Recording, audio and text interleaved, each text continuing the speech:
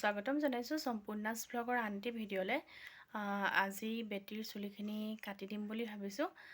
দেখাম বাৰু আপোনালোকক তাইনো কি কৰে চুলি কাটি থাকোঁতে। যিহেতুকে এতিয়া গৰমৰ দিনো আহিছে, তাৰ উপৰি চুলিখিনি অকণমান মানে পাতলো, সেইবাবে একেবাৰে খুৰাই দিম বুলি ভাবিছোঁ। দেখুৱাম বাৰু আপোনালোকক, ভিডিঅ'টো শেষলৈকে চাই যাব।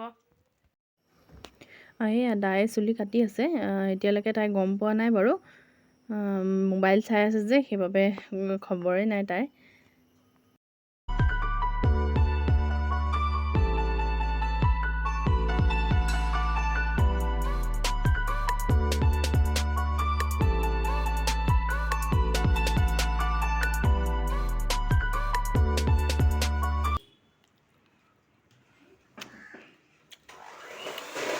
আমাৰ দেহাই কেক বনাইছে আমাৰ বাবে, চেনি পানী কৰিছে।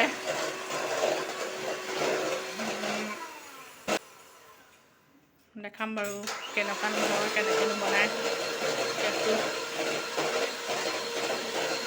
ভাল চাই দিয়া।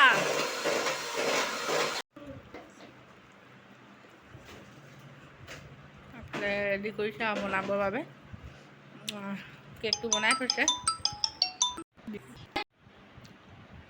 ইফালে কেকৰ আইচিং কৰিছে।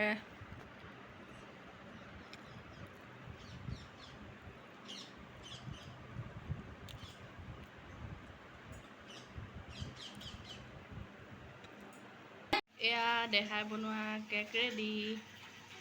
মানে এতিয়া আমি ঘৰত খাবৰ কাৰণে বনাইছে। কেনেকুৱা লাগিছে জনাব আপোনালোকে।